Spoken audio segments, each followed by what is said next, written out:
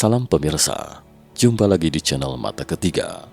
Hari ini kita akan mengangkat topik tentang perang lagi, tapi kali ini dari kawasan Asia Tenggara. Perang Vietnam adalah perang dengan jumlah terbesar personel Amerika yang diterjunkan ke jurang neraka dan dampak paling luas sejak Perang Dunia II. Perang skala besar ini berakhir dengan mundurnya Amerika Serikat dari medan perang dan pencaplokan Vietnam Utara untuk menyatukan Vietnam Selatan. Hanya sedikit orang yang akan memperhatikan bahwa setiap kali Amerika Serikat membentuk geng untuk berperang melawan negara lain atas nama menjaga perdamaian dunia, Inggris dan Prancis, dua bidak kecil yang tidak pernah ketinggalan ini, tak disangka kali ini menolak untuk mengirim pasukan ke Vietnam bersama Amerika, sang juragan besar, terutama Inggris. Karena Vietnam terletak di iklim muson tropis di selatan garis balik utara, cuaca panas dan hujan sepanjang tahun. Tank militer, meriam dan senjata berat Amerika lainnya sulit bergerak di hutan hujan tropis yang panas dan lembab, juga sulit untuk melakukan pengintaian udara dan pengeboman. Sementara itu, partisan Vietnam Utara sulit dilacak keberadaannya dan terus-menerus melancarkan serangan yang membingungkan militer AS dalam bentuk perang gerilya. Inggris memiliki satu kelompok tentara bayaran Gurkha yang khusus bertempur dalam perang gunung dan hutan yang dikenal berani dan ulet. Ketika penjajah Inggris mencoba untuk menyerang Nepal, 30.000 tentara menyerang 12.000 tentara Gurkha. Tetapi mereka harus menelan pil pahit dalam perang yang berlangsung selama 2 tahun itu. Akhirnya Inggris menyerah mencaplok Nepal dan memperoleh hak untuk merekrut tentara bayaran Gurkha. Karena kelompok tentara bayaran yang terampil inilah yang mempertahankan pemerintahan kolonial global kerajaan Inggris selama 200 tahun lagi di masa lalu. Unit ini hampir selalu diterjunkan Inggris ke dalam perang luar negeri, termasuk Perang Dunia I, Perang Dunia II, dan Perang Korea. Amerika Serikat berulang kali meminta bantuan Inggris, berharap Inggris dapat mengirim tentara bayaran Gurkhanya ke Vietnam untuk menghadapi gerilyawan Vietnam Utara di pegunungan dan hutan. Tetapi ditolak. Inggris lebih memiliki tidak menuruti AS daripada terlibat dalam perang Vietnam. Adapun Prancis, meskipun sering diejek karena cepat menyerah dalam Perang Dunia II, tetapi ia ikut menerjunkan juga legiun asing Prancis yang terkenal mengikuti Amerika Serikat untuk terjun ke medan perang Korea. Meskipun pasukannya sedikit, tapi ganas dan ulet. Kita tahu bahwa setelah berakhirnya Perang Dunia II, Amerika Serikat yang tidak terpengaruh oleh perang dan diuntungkan dengan perkembangan teknologi industrinya di dunia, mendobrak kerangka Eropa, Inggris dan Prancis sebagai pusat kekuasaan dan mulai membentuk pola dunia baru dengan Amerika Serikat sebagai intinya.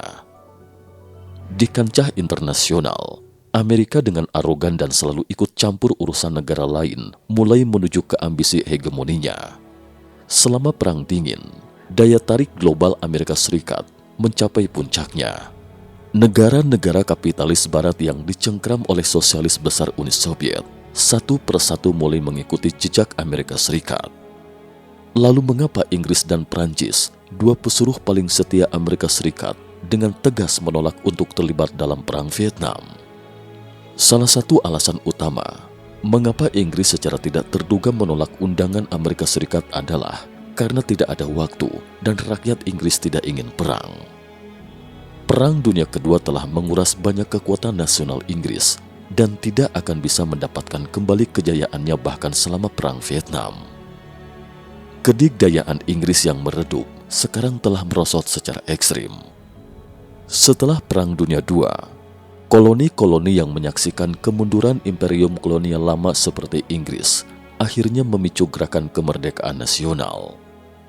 Gelombang anti-Inggris di daerah jajahan mencapai klimaksnya setelah Inggris kehilangan koloni terkayanya, India. Pengaruh internasional Inggris terjun ke titik nadir. Resimen tentara bayaran Gurkha yang telah memainkan peran divisi militer di pemerintahan kolonial Inggris saat itu justru sibuk bolak-balik antar koloni bagaikan petugas pemadam kebakaran yang kelelahan. Mana ada waktu memikirkan juragan besar Amerika yang meluncurkan Perang Vietnam. Selain itu, setelah berakhirnya Perang Dunia II, Rakyat Inggris lebih fokus pada pembangunan nasional yang stabil dan berharap pemerintah melakukan yang terbaik untuk membantu masyarakat kelas bawah Inggris meningkatkan kesejahteraan mereka. Sementara itu, Perdana Menteri Churchill yang berkontribusi besar selama perang mengalami kekalahan telak dalam pemilu karena dia terlalu suka berperang. Bagi rakyat jelata Inggris, mereka sama sekali tidak peduli dengan status internasional negara mereka. Mereka hanya peduli dengan standar hidup, dan perang telah menyebabkan penderitaan pada rakyat. Rakyat Inggris dengan tegas menentang perang apapun. Jika politisi Inggris ingin memenangkan pemilihan parlemen, mereka harus memenuhi gagasan anti perang rakyat negerinya dan menghindari keterlibatan dalam perang apapun.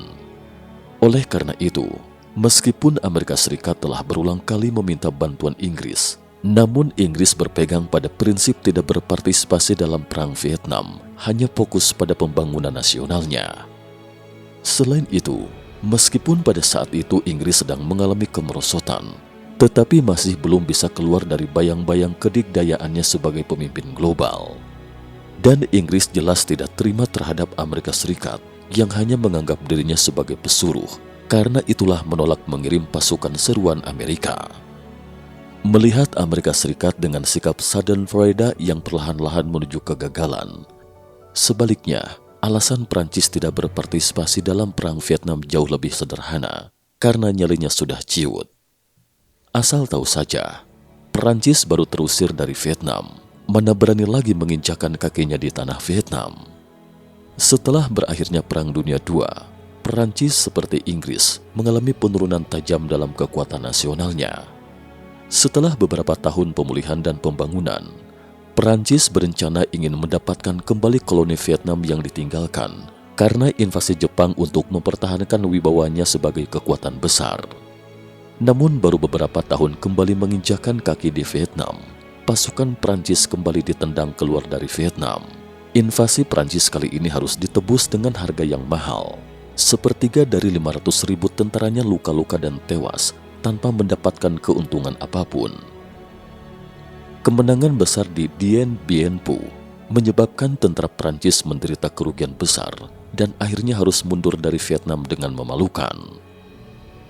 Ketika Amerika Serikat bersiap untuk menyerang Vietnam, Prancis masih belum keluar dari bayang-bayang kekalahan sebelumnya.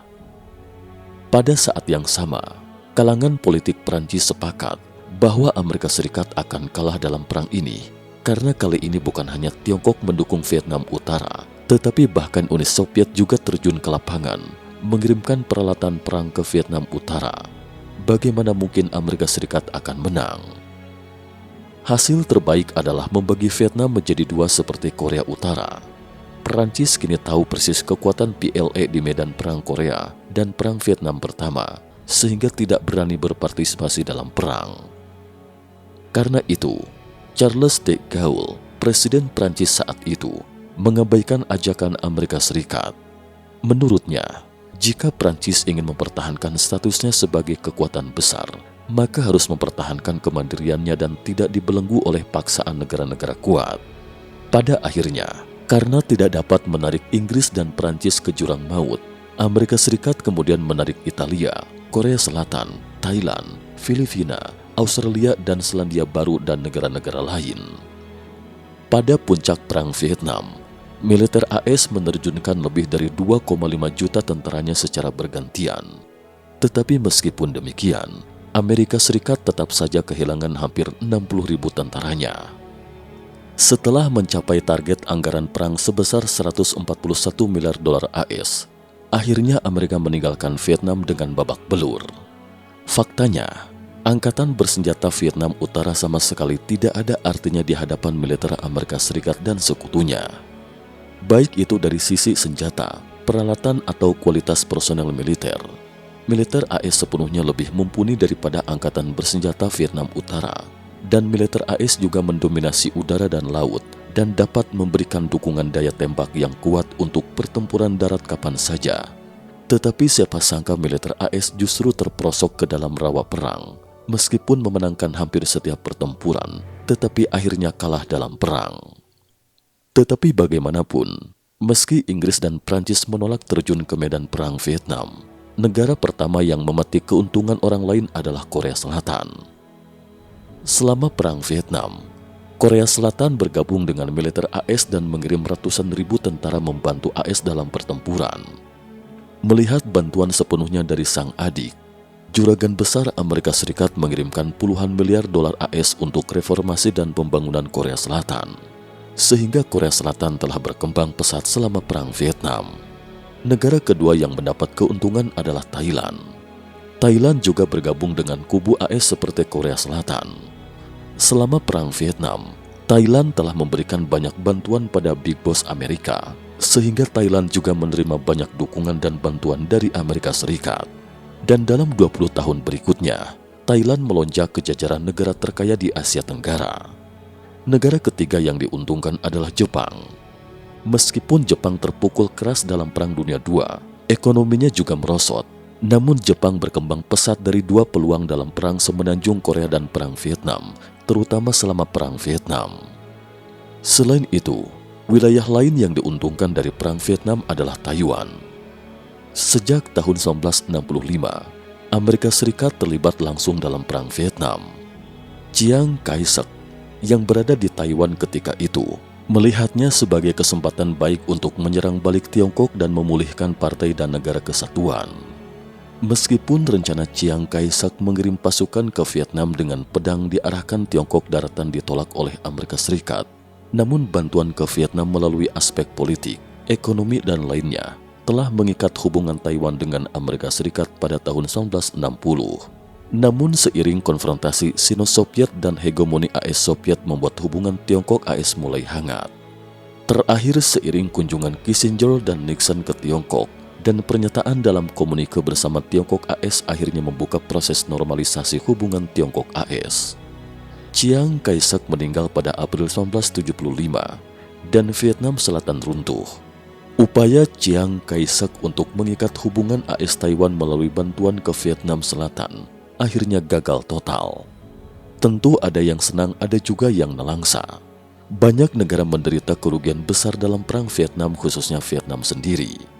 Perang Vietnam berlangsung selama 20 tahun, dibombardir secara brutal oleh Amerika Serikat semasa perang ketika itu. Ini membuat Vietnam yang sudah miskin menjadi semakin miskin, ditambah dengan korban luka-luka dan tewas yang tak terhitung banyaknya. Setelah perang, Vietnam dapat dikatakan sangat miskin, meskipun pemerintah Vietnam telah menerapkan berbagai cara untuk memulihkan ekonomi Vietnam, tapi tampaknya tidak banyak berpengaruh.